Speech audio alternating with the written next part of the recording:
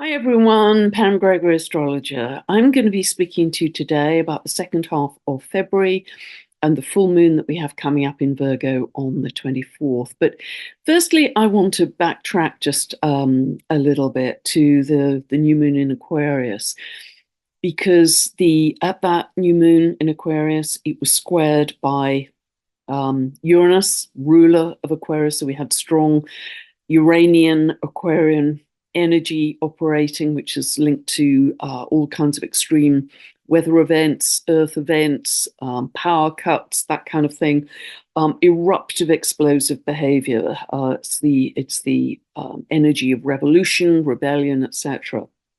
And just one of the things that happened was a massive storm in California, huge storm, and I think there were 475 mudslides just around the LA area. There really was record rainfall, and people were evacuated. I think four people died, and about 1 million people were without power.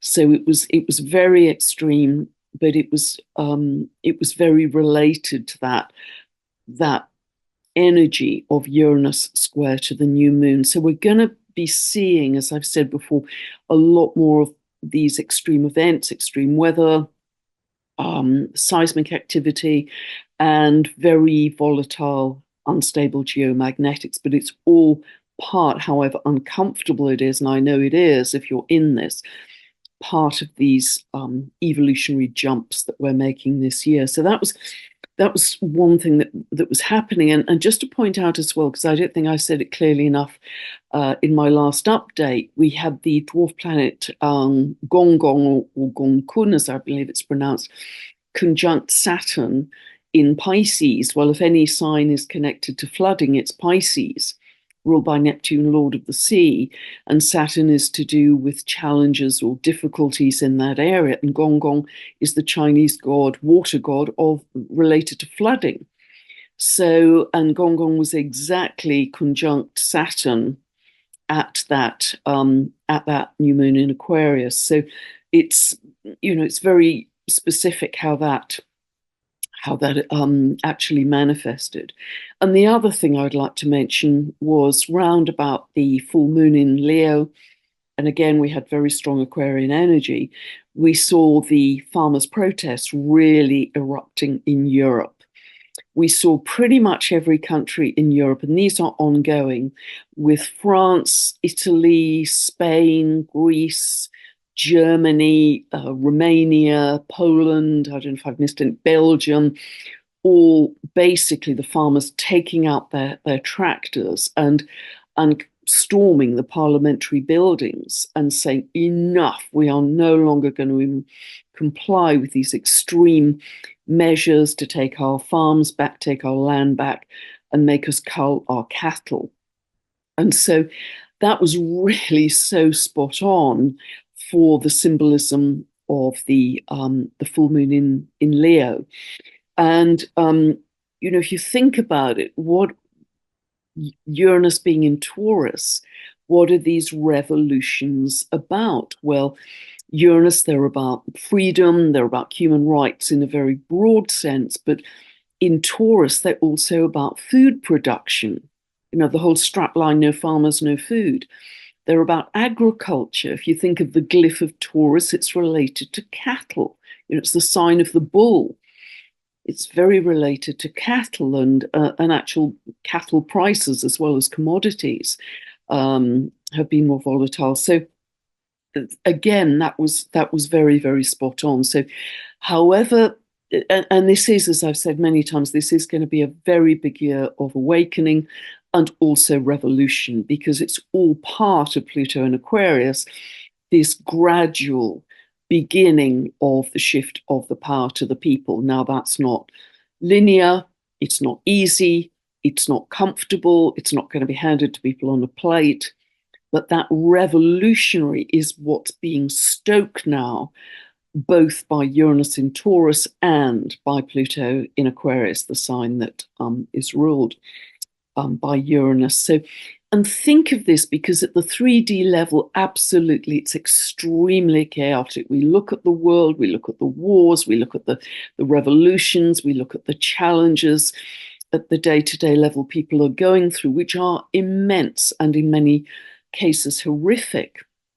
But an analogy that may be helpful for us to think about is, if you think that you are on a New York street at rush hour, whether you are in a car or on the sidewalks, particularly say on the sidewalks where people are moving in a lot of different directions and it's extremely crowded and busy, there is a sense of overwhelming chaos.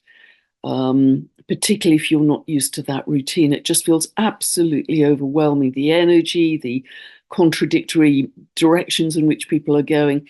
However, if you were flying in a drone above that busy city street and you slightly speeded up the film, it would become a kind of rhythmic pulsation of rush hour, from quiet to busy, that becomes very predictable, because it's a bird's eye view, it's a higher perspective. And in a way, maybe that's a helpful analogy for us in terms of astrology, that if you're in it, if you're in the 3D-ness of it, it's going to feel and look very chaotic. If you can move to your eagle's perch, your astrological perspective, where there is disorder at one level, there is order at another level. I think I'm quoting Carl Jung there, but nevertheless, astrology, and even with no astrological knowledge, stick to your objective eagle's perch perspective. It gives us a different view of what is actually happening at the 3D level. And as the wonderful Paul Levy, the Buddhist author, talks about, and he's very enmeshed in quantum physics too, he said, where we put our focus and attention is actually a superhero power, a superhero power. So are we going to focus on the chaos and the turbulence, or are we going to, and any single one of us can do this. It's something that's taught in yoga a lot or in meditation. Just shift to your eagle's perch to say, no, I'm going to take a step back to neutrality and observe, take a breath, not be so immersed in it. And I'm just going to observe how things play out in the world. Because with many things that are playing out in the world, particularly with the increased use of AI, just going to really gallop this year with Pluto in Aquarius, we're not going to know what's true or what's not. And we may be completely caught up in something we think is true. And it's not at all. It's been created by AI or encouraged in some way that we should believe. So just really start to take, the first step in taking back your inner authority, taking back your sovereignty, is that detached perspective, that mindfulness, that eagle's perch neutrality. So I hope that analogy of the busy New York street helps a little bit to help our focus on what are we looking at. Now, it's interesting, I still want to just last word on the new moon in Aquarius that we have today, actually, as I'm filming on the 9th, is that friend and colleague Kathy Rose, US astrologer Kathy Rose, has pointed out that if we cast the chart for this new moon in Aquarius for Washington, D.C., which is, of course, where the government sits, Uranus, planet of rebellion, revolution, shock, surprise, is exactly by degree on the midheaven of that chart. And not only is the location Washington, D.C., where the government sits, but the midheaven in that chart is linked to the government and the leadership. So is this suggesting some shock or surprise or some truth that comes to light at this new moon that is very importantly going to ignite the bigger cycles, not only of the Pluto return, the US Pluto return, which I've talked about for the last couple of years, and I'll put that video below, but also this much bigger 20-year transit of Pluto in Aquarius. what is going to emerge, what is going to be set alight, if you like, particularly maybe linked to the US at this new moon in Aquarius, which is the very first one we've had in our lifetime, with Pluto there. We haven't had Pluto in Aquarius for 240 years or so. What is going to be ignited that's part of the much bigger cycle? I hope I'm making sense here, because Pluto is going to stay in Aquarius, as we know, for another 20 years. So just before we get to talk about this full moon in Virgo, we've got some strong days round about the 13th, 14th, even a day or so to either side of that, because we have Mars coming into conjunction with Pluto. Now, whenever we have Mars coming together with Pluto, Mars is the god of war, Pluto is the high octave, they're both linked to power. This can be quite brutal. This can be a kind of might makes right brutality. And so we could see, further war drums playing out here, but also because that conjunction is happening at 0 of Aquarius, this is also going to energize what I'm calling the freedom movement across the world. Particularly, we can see this in Europe very strongly now. It's the freedom movement. As I've talked at length, this is such an echo of 1789, when Pluto was last in Aquarius. It's just such a parallel. It's remarkable. So that's going to be very strong. Exact on the 13th and 14th. And by the way, we also have the moon square to Mars-Pluto conjunction then. So a light is going to be shone on those issues of power and control at that time, but it's also going to energize the freedom movement. And we'll feel it kind of 12th to the 15th. On the 15th as well, the moon comes to conjunct Uranus. Now, this is a fairly regularly repeating cycle, but this is going to add more energy to that rebellious, revolutionary energy of the people. The moon in mundane astrology, global astrology, is linked to the people.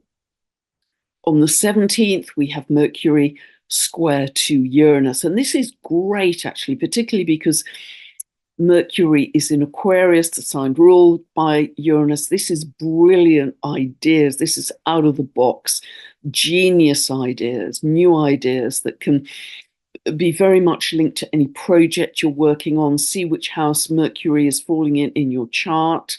That's at 19 of Aquarius, exactly squaring Uranus at 19 of Taurus. So if you don't know what I'm talking about, you can download a free birth chart from my website. Go to the link below. You can get a 2-part video series. You can watch ad infinitum that will help you understand where these planets fall in your chart with every update I do and what it means for you. It's not a personalized birth chart reading. These are teaching videos to start you on your astrological journey of really pinpointing where these aspects are triggering your chart and what it means for you. Then also by the 17th, the same day that Mercury is squaring Uranus, we have Venus coming to conjunct Pluto, again at 0 of Aquarius. Now, this can again bring up issues around power and control, more in relationships. So if 0 Aquarius is falling in the 5th house or the 7th house of your chart, this could strongly bring up issues around freedom versus control and safety in your romantic relationships. Which way are you going to go? Are you going to stick with control, but security, or are you going to make a break for freedom in your relationship? So freedom, huge issue all through this year. As we know, it's one of the very big themes in 2024. On the 19th, we have Chiron, known as the wounded healer, exactly conjunct the North Node at 1645 of Aries.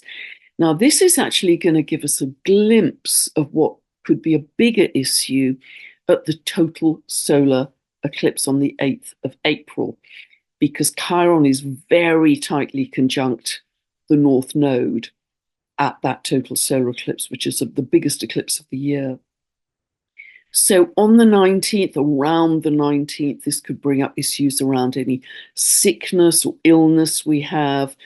or any, as I've mentioned, any sense of victim consciousness. We've very, very much been encouraged to live in victim consciousness. And this is a big theme, particularly when Chiron is in Aries. And so, but it's been very pervasive in society. So this gives us an opportunity to see that more clearly at this full moon in the bright light of the full moon in Virgo, which I'm going to go on to in a moment, but also to begin to heal that sense of victim consciousness. And the South Node in Libra is about people pleasing, giving away our power, never wanting to rock the boat, always going along with the crowd. Because another aspect of Chiron's archetype is being the maverick, being the outsider, being the one who doesn't fit. That's very close to the Uranus archetype too. So many of us in the last few years, particularly, have had a sense of being the outsider, the maverick, a sense of differentness. We've been excluded to the periphery of society. That's going to start to turn around. We are going to be, particularly with this strong Aquarius energy, ruled by Uranus, as I say, we're going to start to be proud of our difference, proud of being the maverick, proud of being the outsider, and sticking to our own individual truth, being a pioneer, standing strong in our sovereignty. It's all linked to not only Uranus and Aquarius energy, but also to this conjunction of Chiron to the North Node, which, as I say, becomes very strong at the total solar eclipse. I've mentioned before that I believe as we move through 2024, the outsiders will become the leaders. And by this, I mean visionaries, progressives, ideas, people who do not want leadership in any traditional sense. They don't want to take a title to tell people what to do, to impose rules and regulations in any old-fashioned sense. But because of the ideas that they're birthing or the discoveries that they're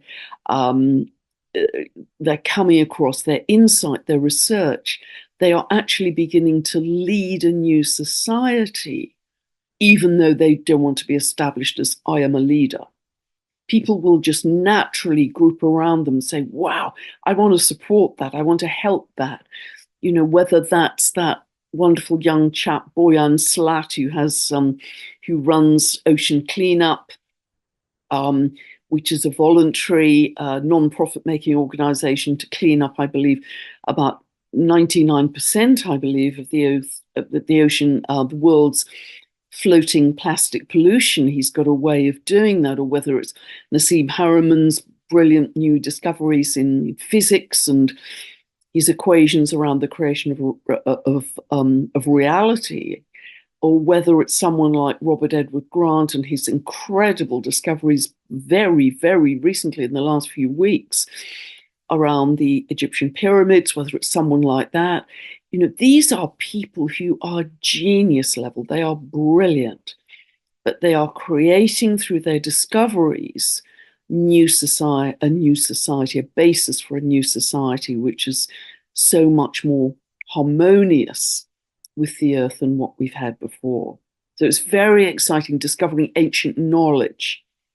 I think that's very linked to Saturn in Pisces too.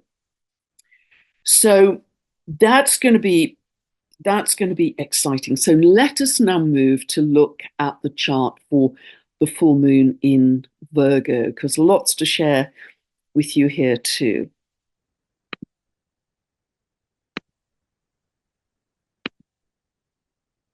So I hope you can see this. As always, I set this for England, where I live, 12:30 lunchtime, UK time. And when we have a full moon, we always have the sun and moon opposite each other. So sun at 5 degrees of Pisces, opposite moon at 5 degrees of Virgo. And this is happening at 4:30 Pacific time AM. And as I say, around about lunchtime, 12:30 UK time. So what is this shining a light on? Well, first thing to say is the Virgo Pisces axis is very related to health. That's one of the very big themes of this. With Virgo, it's related to gut health, to nutrition, to the microbiome, to getting everything running like clockwork in the body. Pisces is linked to our immune system, our blood, our health in that sense. So always when you get Virgo Pisces, that's one of the potential big themes that can come up. How healthy are we? Are there things that we need to fix in our health? Or are there revelations that have come to light that may involve perhaps Saturn here, more rules and regulations around health again in some way? Saturn is the planet of contraction, constriction, rules and regulations. So that's going to be interesting to see how that operates as well.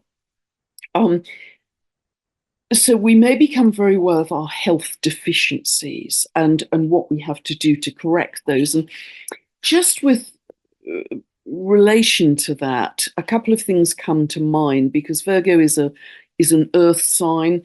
A couple of things that come to mind, and this is really relating to Uranus in Taurus, innovation related to food growing and the soil and farming and food production, but also the moon here is trine to Jupiter, again related to planning for our future, new ideas. And a couple of things that come to mind to share with you. I've mentioned before something called electroculture. And this is an incredibly simple process that I believe has been used for a couple of hundred years. And essentially, it's just using copper rods to put around your vegetable growing area that increase the electromagnetic field. Think of Uranus in Taurus, electromagnetism, Taurus, the earth, growing food. I mean, it's so literal. And what it does, those copper rods increase the electromagnetic field around the growing area to produce much higher yield in your crops. Something else that came into my inbox this week, and I hadn't heard of it before. I'm not in any way linked to this organization, but it was so spot on for this full moon in Virgo. I'll put a link below for it. It's called EM. And this has been developed by, as I understand it, a Japanese professor who has developed over 80 natural beneficial bioorganisms, microorganisms that activate the local native microorganisms. And even if the land has been laid waste through chemicals and pesticides for many, many years, it can start to improve the natural soil biodiversity with all these microorganisms very quickly, even if that land is impoverished, and attract worms into that soil. And what that does is actually, as the rainwater from the land runs into the waterways, it naturally starts to regenerate the water self-purification systems, get rid of all the toxicity in the rivers and the oceans, get rid of the sludge, etc., the bad bacteria, because the land becomes better aerated, better, just much more healthy overall with the worms and the naturally occurring microorganisms. And this is so interesting because, and this is spot on in the area where Dr. Zach Bush operates, because he's always said that without healthy soil, we cannot have a healthy microbiome. Well, Virgo is related to tiny things, tiny bacteria, little things. It's an earth sign. It's also related, as I say, to the microbiome and getting everything running like clockwork. We can't get everything running like clockwork in our guts until we have it running like clockwork in the soil. And so this process apparently has been used in 180 countries in total, and the person who wrote to me about this has personally been involved in this in Holland and Portugal for the last 4 years. And over those few short years, even though the land was pretty desolate through 30 or 40 years of chemical spraying, it's now producing incredible yield of fruit and vegetables, very naturally because of this natural organic bacteria that has been put back into the soil. I hope I'm making sense here. But anyway, the website explains it all. And the reason I'm sharing it with you is, again, I've got no connection to this, but it's just so spot on for this full moon in Virgo. And this won't be the only initiative that's happening out there. There are initiatives like this happening all over the world to turn our earth, our nature, our land back into thriving. This is very much the symbolism of Homer, as you know, with her magic stick, the Macaulay. She was able to turn impoverished land back to fertile land and grow food again, magically produce food from the land and the sea. So it's very related to Homer's archetype here. So just wanted to share that with you, and it may be of some practical use to you as well. The other thing is, and of course, we have the moon trine to Jupiter, as I say, which is a very positive aspect of bringing new ideas. We also have the Sun and Mercury conjunct Fomalhaut, the fixed royal star of Persia, at 3 degrees of Pisces. And Fomalhaut this is the spiritual teacher. It's a fixed royal star, so it only moves 1 degree every 72 years. This will help to give us a higher spiritual perspective on what is unfolding at this time. So please remember that, mindfulness, take a breath, go to your eagle's perch. But there may well be more flooding around this time because it's Pisces. The sun is conjunct to exact to the degree Gong Kun again, the Chinese god of waters and flooding.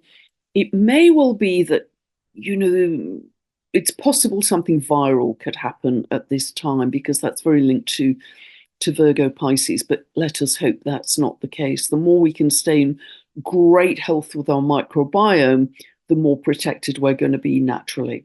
We'll have stronger immune systems as well. Also, keep a running mantra of I am already in perfect radiant health. I am already in perfect radiant health. And when you are preparing food or in the shower or out for a walk, you can keep on rolling that mantra around your head and step into the feeling of that. I do that a lot.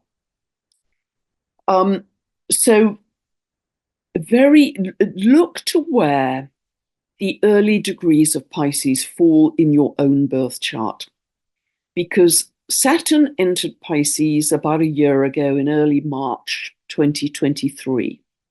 It only moved up to 7 degrees of Pisces last year. It was very, very slow in those, drilling down in those first degrees. So see which house Pisces falls in your chart, because there may have been some additional work or responsibility, or you had to take things thoroughly and comprehensively, but cautiously. There was some kind of bureaucratic struggle you had to work through, something like that, because Saturn tends to slow us up, but give much greater focus to make sure we do it thoroughly and properly.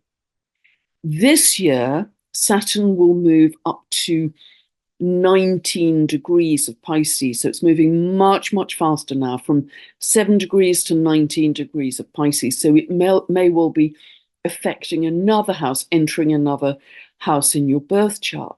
So just observe, what is that about for you? Because this can give us incredibly focus, an incredible focus. I remember when Saturn's been moving through my third house of thinking, that is often, and it stays in a house for about 2 years, it's often when I was doing my most serious study. I was focusing my mind. And actually, on the 28th of this month, February, Mercury comes to conjunct Saturn exactly. Um, and that is a great time to really focus your mind down on something. But just in general, Saturn in a house you will need to give additional attention or work or responsibility around that particular house area. Also, look to where Virgo falls in your chart, because again, the full moon will tend to reveal some completion or closure or culmination, or perhaps something that you weren't aware of in your life before in that particular area of your chart. Um, Interesting, just a little later, on the 27th of the month, we have Mars that comes to square. Mars here comes to square Jupiter exactly. And that's kind of fighting for belief systems, fighting for freedom. Mars is very much the god of war, fighting. Aquarius, freedom, human rights. Jupiter's belief systems. So fighting for belief systems. Again, this may be related to the farmers, to revolution, to agriculture. And the next day, the 28th, we have Eris in a semi-square to the Sun and Mercury, and the Moon opposing Eris. So we've got a couple of kind of feisty days here. The other thing I'd just like to say about Saturn in Pisces, where it will stay, it won't fully exit Pisces until February 2026. It stays in the sign around 2.5 years. This could be connected to some kind of sea, I want to say sea transport or sea trading, because Mercury, particularly when it comes to conjunct Saturn at the end of the month, 27th, 28th, Mercury is the planet linked to trade and transport very much. And this is trade and transport by sea, Pisces. And so there may be some blockages or something getting in the way of normal travel, transport, trading routes, particularly around this full moon and a few days after, towards the end of the month. So that's going to be interesting to see. But what I would also say is, and I can stop sharing here, that as we move out of February into March, and remember, all planets are direct at this time. There's such a feeling of speed. I don't know about you, but days just seem to last about just a few hours. They are going so fast. Many of us are very tired because of all the solar flares. We just had another big X-class flare, 3.3 X-class flare today. We've had a whole spate of M-class flares this week. They are coming thick and fast, and that can take us in our physicality quite a lot of assimilation.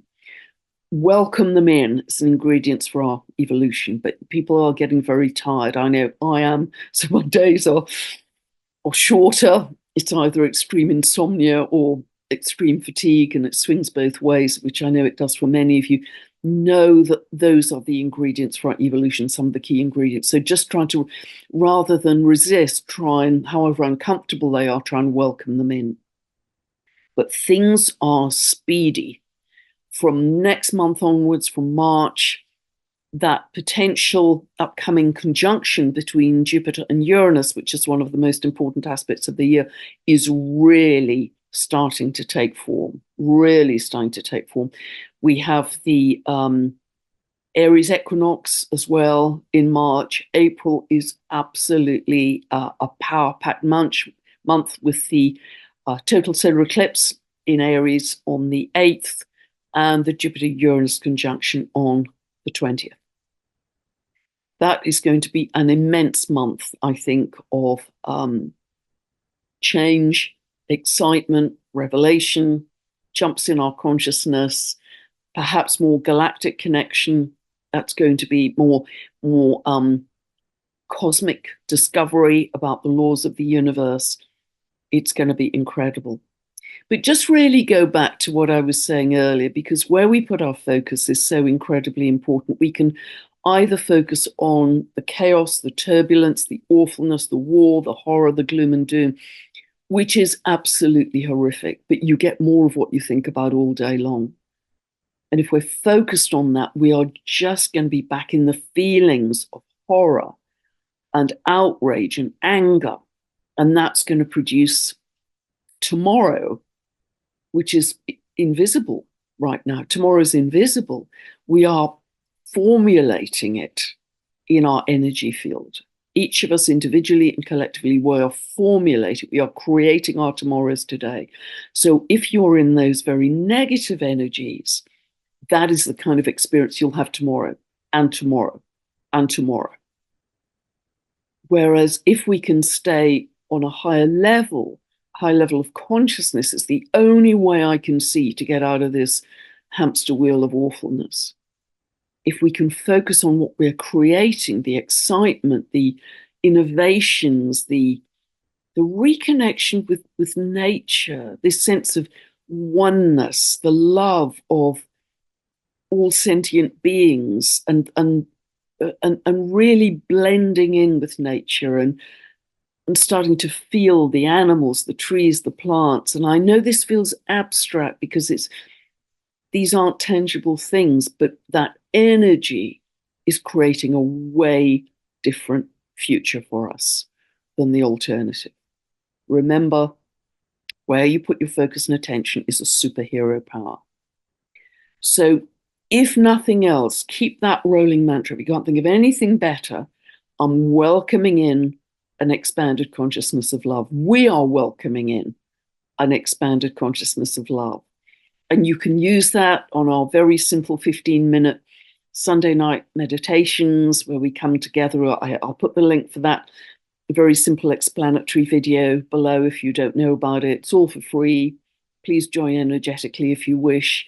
And that really is increasing in power and love and this sense of incredible interconnectedness and togetherness that we are creating as a family of frequency every week as we go forwards. So I hope that's helped you a lot there, and a lot more to come in March and April. The energies are really, really picking up a pace. So thank you so much for listening. God bless for now, and enjoy the full moon that we have in Virgo on the 24th of February. Bye for now. We'll be back very soon.